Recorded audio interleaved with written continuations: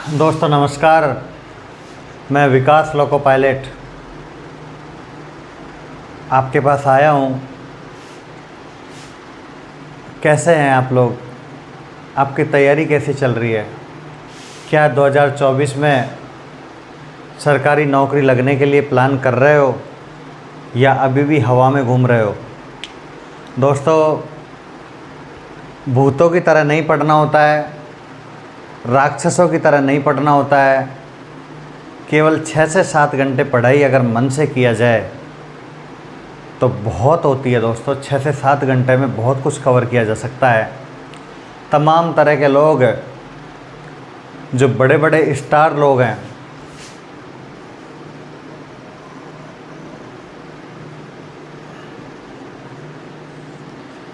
कल नाइट को जब रेलवे की तरफ से सूचना आई, इन्फॉर्मेशन मिली, तो तमाम स्टार लोग जो यूट्यूबर्स हैं उन्होंने रातों रात वीडियो बना दिए।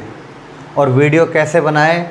जो यूट्यूब का जो नोटिस था, जो आपको भी मालूम लग गया था, जो सरकारी रिजल्ट पे, फ्री जॉब अलर्ट पर, ऑफिशियल साइट ऑफ आरआरबी, जहाँ पर वो नोटिस था, उसको ऐसे की ऐसे बोर्ड पर लाकर, बड़े बड़े पैनल में लाकर उसको ऐसे की ऐसे बोल दिया और फिर एग्ज़ाम डेट बताने लग गए।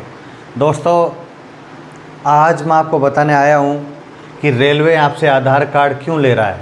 रेलवे को आपके आधार कार्ड की क्या ज़रूरत है? रेलवे को आपका आधार कार्ड क्यों चाहिए? अगर रेलवे कुछ सेव नहीं करता है, अगर रेलवे शेयर नहीं करता है, तो फिर रेलवे को क्या ज़रूरत है आधार कार्ड की? तो आज मैं डिपार्टमेंट के अंदर हूँ, मैंने मेरा आधार कार्ड क्यों दिया, मुझसे क्यों मांगा गया, ये सारी चीज़ें आज मैं आपको बताऊँगा। दोस्तों, रेलवे ने आपसे आधार कार्ड मांगा है। सबसे पहली चीज़ मैं आपको बताना चाहूँगा कि रेलवे क्या प्लान कर रहा है। जैसे थोड़े दिनों पहले एसएससी ने वन टाइम रजिस्ट्रेशन किया, मेरी बातों को ढंग से समझिए। आज मैं आपको बेस बता रहा हूँ कि आपसे रेलवे क्यों मांग रहा है। जब स्टाफ सिलेक्शन कमीशन ने वन टाइम रजिस्ट्रेशन किया, OTR means one time registration, मतलब यदि एक बार आपने डिटेल फिल कर दी, तो आपको फ्यूचर में जो एसएससी के फॉर्म रहेंगे उनमें आपको डिटेल्स फिल करने की आवश्यकता नहीं है। हालांकि आप एडिट कर सकते हो, लेकिन आपको ज़रूरत नहीं है। इससे एसएससी का टाइम बचेगा, साइट का टाइम बचेगा, और उसके साथ ही जो आप हैवी रश का सामना करते हो, जो कैंडिडेट हैवी रश का सामना करता है, सर्वर चल रहा है, सर्वर नहीं चल रहा है, तमाम तरह की चीज़ें हैं, इसलिए एसएससी ने OTR लिया। आपको इसी OTR के चलते भारत सरकार का नेक्स्ट कदम है कि रेलवे में भी OTR किया जाए। पहला कदम है कि रेलवे में भी OTR किया जाए। वन टाइम रजिस्ट्रेशन यदि आप रेलवे में करोगे तो रेलवे में तमाम तरह की वैकेंसी आएगी। भारत सरकार सोच रहा है कि यदि रेलवे में वन टाइम रजिस्ट्रेशन कर दिया तो रेलवे में नंबर ऑफ़ कैंडिडेट्स ज़्यादा रहते हैं, वैकेंसी भी जब आती हैं तो ज़्यादा आती हैं, वैकेंसी ज़्यादा आती हैं तो कैंडिडेट भी ज़्यादा आते हैं। जब कैंडिडेट भी ज़्यादा आते हैं दोस्तों, तो एक वेबसाइट का, साइट का चलने का भी डर रहता है, और रेलवे को बार बार आपको डिटेल नहीं पूछना पड़े, रेलवे को आपसे बार बार ये नहीं पूछना पड़े कि डिटेल्स क्या है। इसलिए उन्होंने एक टाइम ही वन टाइम रजिस्ट्रेशन, उनके सॉफ्टवेयर में वो डाटा फीड हो जाएगा, और उससे आपको भी परेशानी नहीं आएगी और रेलवे को भी परेशानी नहीं आएगी। दूसरी चीज़ दोस्तों, ये आधार कार्ड लेने का रेलवे का क्या पर्पज़ है? दूसरी चीज़, जो डमी कैंडिडेट होते हैं,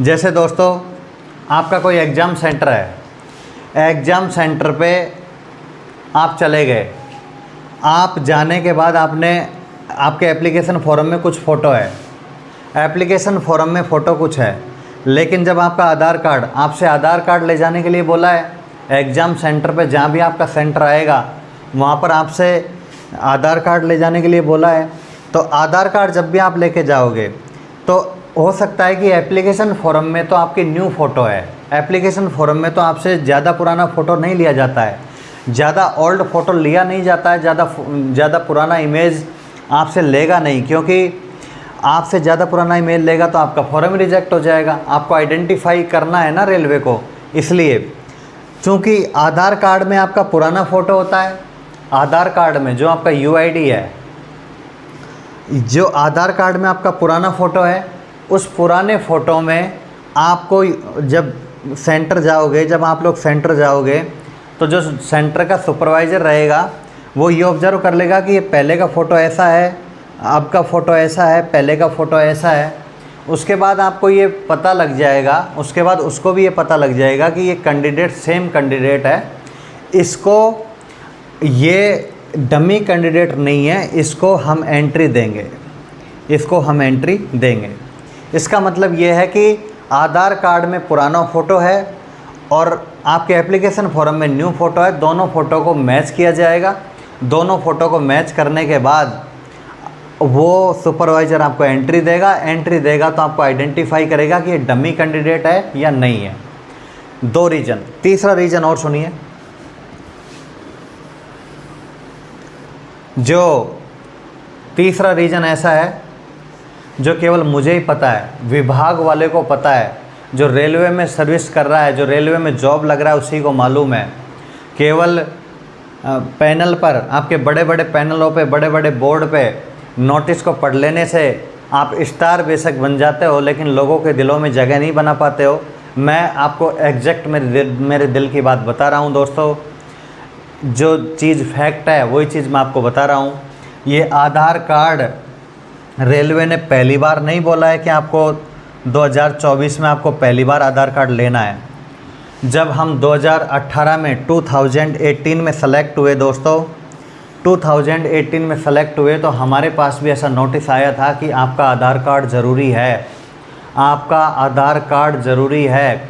एक बार तो रेलवे ने ये तक नोटिस दिया था, एक बार रेलवे ने एक न्यूज़पेपर में बोला था कि यदि किसी कैंडिडेट के पास आधार कार्ड नहीं है, यदि किसी कैंडिडेट के पास आधार कार्ड नहीं है तो वो कैंडिडेट रेलवे में फॉर्म भरने के लिए ही एलिजिबल नहीं है। ये आज की घटना नहीं है, 2024 में 2024 में कोई नई घटना नहीं है। 2018 में जब हम लोगों ने ALP का फॉर्म फिल किया था, तब जब ALP का फॉर्म फिल किया तो हमसे भी आधार कार्ड पूछा था, हमने भी आधार कार्ड फिल किया था, हमने भी आधार कार्ड की डिटेल दी थी। और जब हमने डॉक्यूमेंट वेरिफिकेशन करवाया था, डॉक्यूमेंट वेरिफिकेशन करवाया था RRB सिकंदराबाद में, RRB सिकंदराबाद में जब हमने डॉक्यूमेंट वेरिफिकेशन करवाया था तो मैं आपको जानकारी के लिए बता दूं दोस्तों, इस चीज़ को केवल डिपार्टमेंट वाला ही आपको बताएगा कि सबसे पहले आपसे 10th की मार्कशीट नहीं पूछेगा, 10th की मार्कशीट आपसे नहीं पूछेगा। सबसे पहले जो आपसे पूछेगा वो आपका आधार कार्ड पूछेगा। जब आप डॉक्यूमेंट वेरीफाई करवाने टेबल पर बैठोगे तो सबसे पहले आपसे मेंबर पूछेगा, RRB का मेंबर पूछेगा कि आपका आधार कार्ड दीजिए, give me your Aadhaar card कहेगा वो। फर्स्ट नंबर पर आपका आधार कार्ड पूछेगा। आधार कार्ड में डिटेल मैच होने के बाद आधार कार्ड आपका लेगा। आधार कार्ड में डिटेल मैच होने के बाद उनके पास आपका एप्लीकेशन फॉर्म भी रहता है दोस्तों। आपका आधार कार्ड आप दे दोगे। आधार कार्ड देने के बाद में उनके पास जो फॉर्म आपने फिल किया है, जो फॉर्म आपने एप्लीकेशन फॉर्म फिल किया है, रेलवे का कोई भी फॉर्म हो, JE हो, RPF हो, टेक्नीशियन हो, कोई भी हो, वो फॉर्म उनके पास रहता है। वो डिटेल मैच करेगा, वो डिटेल मैच करेगा कि आधार कार्ड में क्या डेट ऑफ बर्थ बिल्कुल करेक्ट है, क्या आधार कार्ड में एड्रेस करेक्ट है, क्या आधार कार्ड में नेम करेक्ट है। नेम का स्पेस देखेगा। जैसे मेरा नाम विकास कुमार मीना, मान लो मेरा नाम विकास कुमार मीना है, तो मेरा नाम विकास कुमार, विकास और कुमार के बीच में स्पेस है या नहीं है, उस चीज़ को वेरीफाई करेगा। भाई एप्लीकेशन फॉर्म में मान लो मैंने स्पेस दिया तो आधार कार्ड में स्पेस है या नहीं है, इसलिए वो चेक करेगा। आपका डेट ऑफ बर्थ चेक करेगा, आपका डेट ऑफ बर्थ चेक करेगा, आपका फादर नेम चेक करेगा, आपका एड्रेस डिटेल को चेक करेगा। एड्रेस डिटेल को चेक करेगा। आप जो कास्ट सर्टिफिकेट दोगे, ST SC OBC EWS वाले जो कास्ट सर्टिफिकेट आप लोग देंगे, उस कास्ट सर्टिफिकेट में उस गांव को देखेगा, आपके विलेज को देखेगा, आपके टाउन को देखेगा, आपके तहसील को देखेगा, आपके जनपद को देखेगा। उसको देखने के बाद आपसे आधार कार्ड देखने के बाद यदि वेरीफाई हुआ तो उसके बाद आपसे 10th की मार्कशीट लेगा। 10th की मार्कशीट के बाद फिर आपसे अदर डिटेल लेगा। इसलिए सबसे पहले डॉक्यूमेंट वेरीफाई के टाइम पे आपसे आधार कार्ड पूछा जाएगा, ताकि आप डमी कैंडिडेट डॉक्यूमेंट वेरीफाई करवाने नहीं आओ, ताकि उनको ये पकड़ में आ जाए कि जो कैंडिडेट सेलेक्ट हुआ है वही कैंडिडेट का आधार कार्ड हमारे पास अवेलेबल है। ठीक है दोस्तों, चौथी बात सुनते हैं, अगली बात सुनते हैं। अगली बात और मोस्ट इम्पोर्टेंट बात, आधार कार्ड रेलवे इसलिए लेती है दोस्तों, जब आप लोग सेलेक्ट हो जाओगे, मान लो आपको हैदराबाद डिवीज़न मिल गया, आपको हैदराबाद डिवीज़न मिला। हैदराबाद डिवीज़न में एक बार तो आप RRB सिकंदराबाद में डॉक्यूमेंट वेरीफाई करवा लोगे। डॉक्यूमेंट वेरीफाई कराने के बाद में आपको मेडिकल पे भेजा जाएगा। नेक्स्ट डे आपको मेडिकल पे भेजा जाएगा। मेडिकल के बाद आपको छुट्टी दे दी जाएगी, आपको लीव पे भेज दिया जाएगा। आपको 30-40 दिन 50 दिन भेज दिया जाएगा। न्यू पैनल आएगा, डिवीज़न अलॉट का पैनल आएगा। मान लो आपको डिवीज़न मिला हैदराबाद, मेडिकल के बाद आपको लीव पर भेज दिया जाएगा और वो बोल दिया जाएगा कि मज़े करो, ऐश करो, एंजॉय करो। आपको डिवीज़न अलॉट होगा, डिवीज़न अलॉट का पैनल आएगा, बाकायदा वेबसाइट पर आएगा। उसके बाद जब आपका डिवीज़न आएगा, जब डिवीज़न अलॉट हो जाएगा तो डिवीज़न में आपका डॉक्यूमेंट वेरीफाई होगा, डिवीज़न में भी आपका डॉक्यूमेंट वेरीफाई होगा। और डिवीज़न में आपका जब बोर्ड में तो हो ही रहा है, लेकिन आपको बोर्ड के अंदर आपको डिवीज़न मिलेगा। एक बोर्ड में 4 से 5 डिवीज़न होते हैं, जैसे सिकंदराबाद में हैदराबाद डिवीज़न है, गुंटकल डिवीज़न है, गुंटूर डिवीज़न है, विजयवाड़ा डिवीज़न है। ऐसे जब आपको हैदराबाद डिवीज़न मान लो मिला, सपोज करो मिला, तो आपसे डॉक्यूमेंट वेरीफाई करवाया जाएगा। डॉक्यूमेंट वेरीफाई करवाते टाइम आपसे आधार कार्ड, आपका UID फर्स्ट नंबर पे पूछा जाएगा, आधार कार्ड पूछा जाएगा। क्रॉस चेक किया जाएगा कि RRB सिकंदराबाद ने जो चेक किया है क्या वो आधार कार्ड बिल्कुल सही है। आपका क्रॉस चेक किया जाएगा। रेलवे 2 से 3 बार क्रॉस चेक करेगा। उस टाइम पे भी आपका 10th का मार्कशीट बाद में लेगा, सबसे पहले आपसे आधार कार्ड लेगा, ताकि RRB सिकंदराबाद से कोई गलती तो नहीं हुई है, बोर्ड से कोई गलती तो नहीं हुई है। अगर बोर्ड से गलती नहीं हुई है तो आपका आधार कार्ड चेक कर लेगा, उसके बाद आपके अदर डॉक्यूमेंट लेगा। नेक्स्ट चीज़, 5th नंबर की चीज़ मैं आपको बताना चाहता हूँ, इसलिए रेलवे आधार कार्ड लेता है। यदि आप हैदराबाद डिवीज़न में सेलेक्ट हो गए, सेलेक्ट होने के बाद आपको लॉबी या कोई भी आपका स्टेशन मिल गया, स्टेशन मिलने पर आपकी सैलरी तो आएगी। सैलरी आएगी तो दोस्तों ये प्रान नंबर, ये बिल्कुल नई चीज़ है।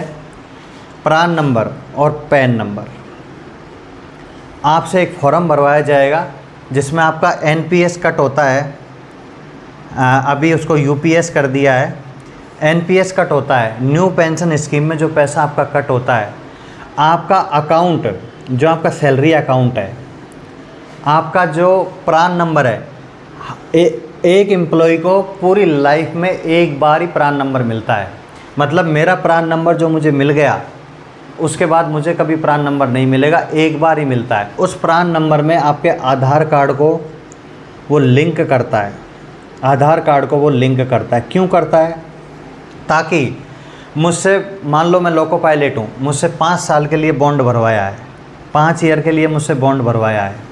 मैं 5 साल से पहले छोड़कर चला जाता हूँ, मैं अगर 5 साल से पहले छोड़कर चला जाता हूँ और रेलवे को बॉन्ड नहीं देता हूँ, अगर मैं रेलवे को बॉन्ड नहीं दूंगा तो मेरा आधार कार्ड उसमें लिंक रहेगा।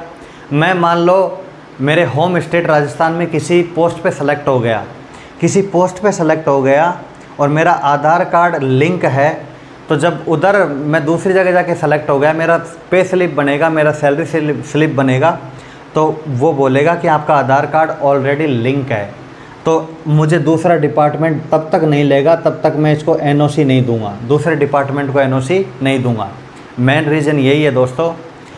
प्रान नंबर में आधार कार्ड लिंक होता है ताकि आप लोग बॉन्ड भरने से पहले सोच सको कि मेरा आधार कार्ड लिंक है। आप दूसरी जगह जाओगे तो रेलवे को इंटीमेशन करके जाओगे ताकि आप भाग नहीं सको। आपने देखा होगा आपके दोस्त, आपके ब्रदर, आपका जो भी रिलेटिव में है, वो अगर पुराने लोको पायलट या कुछ और एम्प्लॉई हैं तो उनका आधार कार्ड लिंक नहीं है, क्योंकि पहले ऑनलाइन सिस्टम नहीं था। पहले ऑनलाइन सिस्टम नहीं था। आज भी कुछ एम्प्लॉई मुझे ऐसे मिलते हैं जो हमारे साथ ड्यूटी करते हैं, उनका आधार कार्ड लिंक नहीं है क्योंकि वो 2018 से पहले के सर्विस में है। अगर वो भाग जाते हैं, अगर वो रेलवे को छोड़ के दूसरा डिपार्टमेंट ज्वाइन कर लेते हैं तो उनको कोई प्रॉब्लम नहीं है, क्योंकि आधार कार्ड उनका लिंक नहीं है, उनका प्रान नंबर आधार कार्ड से मैचअप नहीं है। जब वो दूसरी जगह आधार कार्ड देंगे तो इसका मतलब वो कह सकते हैं कि सर हमने उधर का टर्म एंड कंडीशन एक्सेप्ट किया, उधर से कंप्लीट होने के बाद हम इधर ज्वाइन करना चाहते हैं। इसलिए प्रान नंबर में आधार कार्ड और पैन कार्ड लिंक होता है ताकि आप लोग फ्रॉड नहीं कर सको, आप लोग रेलवे को बेवकूफ़ नहीं बना सको, ताकि आप लोग भाग नहीं सको, ताकि आप रेलवे के प्रति सेंसिटिव रहो। और आधार कार्ड का जो प्रयोजन होता है, आधार कार्ड का जो यूज़ होता है वो मोस्टली प्रान नंबर में होता है। प्रान नंबर में एक फॉर्म लगता है, आधार कार्ड, फिर पैन कार्ड, उसके साथ आपके नंबर डिटेल्स, जहाँ भी आप स्टेशन पे ड्यूटी करोगे आपके आधार कार्ड का डिटेल्स रहता है। आधार कार्ड का डिटेल्स का मतलब है कि रेलवे आपके प्रति सेंसिटिव है, आप रेलवे के प्रति सेंसिटिव हो। अगर आप रेलवे को छोड़ के जाते हो तो रेलवे को इंटीमेशन करना पड़ेगा। अदर डिपार्टमेंट आपको तब लेगा जब आप एनओसी रेलवे से ले पाओगे। दोस्तों, इसीलिए आधार कार्ड ज़रूरी है। अगर आपको आधार कार्ड मिसप्रिंट है, काम की बात सुनिए, आपके आधार कार्ड अगर मिसप्रिंट है, खुद का name, date of birth, father name, detail, तो उसको करेक्शन करवा लेना। जिन भाइयों ने पैन कार्ड फॉर्म में लगाया है, रेलवे का किसी भी फॉर्म, पैन कार्ड लगाया है, वोटर आईडी लगाया है, लाइसेंस लगाया है, मेरे कहने से मैं पर्सनल सजेस्ट करूंगा आप लोगों को, आप आधार कार्ड वेरीफाई करवा लो। आधार कार्ड आप वेरीफाई करवा लो। आधार कार्ड आप वेबसाइट पे जाके वेरीफाई करवा लेना। आधार कार्ड जब आप वेरीफाई करवा लोगे तो PAN card, voter card, license की ज़रूरत नहीं है। आप एग्ज़ाम सेंटर पे आधार कार्ड लेके चले जाना। दोस्तों, आधार कार्ड की फ़ोटो के साथ एडिट मत करना। आधार कार्ड की फ़ोटो के साथ आपको एडिट नहीं करना है। जैसे आपका आधार कार्ड है वैसे की वैसे रखना है, लेकिन आपका डिटेल्स बिल्कुल करेक्ट होना चाहिए। और फ्यूचर एग्ज़ाम में, रेलवे का फ्यूचर एग्ज़ाम में इसीलिए मांगा गया है ताकि अब आपकी डिटेल सही भरी जा सके, ताकि आपको आगे दिक्कत नहीं आए, भीड़ का सामना नहीं करने पड़े, वेबसाइट का सामना नहीं करने पड़े। आप तब सेलेक्ट हो जाओ, तब आपको पूछा जाए कि यही कैंडिडेट है जिसका हम डॉक्यूमेंट वेरीफाई कर रहे हैं। डिवीज़न भी आपको क्रॉस चेक करने के लिए बोले तो भी आप सही कैंडिडेट निकलो। और जब आपकी जिस दिन सैलरी आए उस दिन भी आपका प्रान नंबर आधार कार्ड से अच्छी तरह मैचअप लिंक हो जाए। दोस्तों, फ्यूचर में अगर आप अभी गलती कर दोगे तो फ्यूचर के एग्ज़ामों में आपको दिक्कत आ सकती है। फ्यूचर एग्ज़ाम्स में दिक्कत आ सकती है। अगले मंथ एनटीपीसी आने वाला है, उसमें फिर आपको दिक्कत आएगी। इसलिए रेलवे ने इंटीमेशन किया है, आप अभी आपके आधार कार्ड को यदि गलत डिटेल्स है तो उसको एक बार ज़रूर फिल कर लें। फ्यूचर में आपको दिक्कतों का सामना नहीं करना पड़े, क्योंकि तैयारी करने के बाद, प्रिपरेशन करने के बाद जब हम लोग इन दिक्कतों का सामना करते हैं, इन प्रॉब्लम्स का सामना करते हैं तो अच्छा नहीं लगता है, पढ़ने में मन नहीं लगता है, दिल नहीं करता है। इसलिए आधार कार्ड रेलवे ने ज़रूरी दिया है। इसका मतलब है कि आप आधार कार्ड पर ज़रूर गौर कीजिए। रेलवे ने ये कहा है कि आप आधार कार्ड पर ज़रूर गौर कीजिए। यूआईडी नोटिस स्पेशल निकालने का पर्पज़ यही था। बाकी इस वीडियो को आगे तक शेयर कीजिए। दोस्तों, मैं दिल से आपको डिटेल देता हूँ। मेरे 20,000 व्यू नहीं है, मेरे 20,000 सब्सक्राइबर नहीं है। मैं आप लोगों के लिए करता हूँ, आप लोगों के लिए डिटेल देता हूँ। अगर मैं नहीं आता तो कोई विशेष बात नहीं थी, लेकिन मैं आप लोगों को इसलिए बताने आया था कि अगर 100 में से 2 कैंडिडेट का भी आधार कार्ड ख़राब है, डिफेक्ट है, डिटेल्स सही नहीं है, करेक्ट नहीं है, तो आपको दिक्कत आ सकती है तैयारी करने के बाद। इसलिए मैं इस वीडियो को लेकर आया। आप मुझसे जुड़े, आपका शुक्रिया, आपने टाइम निकाला। ज़्यादा से ज़्यादा इस चैनल पर जुड़िए। हर ज़रूरतमंद को हर गली मोहल्ले में इस वीडियो को शेयर कीजिए ताकि इंडियन रेलवे का मेडल आपके गले में लग सके। नमस्कार, फिर मिलेंगे दोस्तों, धन्यवाद।